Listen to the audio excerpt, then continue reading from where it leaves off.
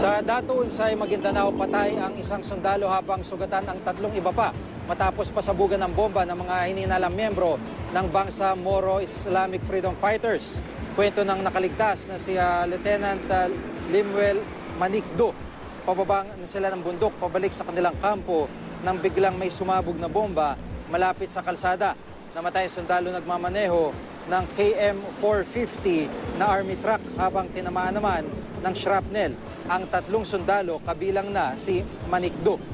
Stable na kondisyon ng mga sugatan. Inaalam ngayon ng Explosive Ordnance Disposal Unit ng Army ang bomba na ginamit ng mga suspect.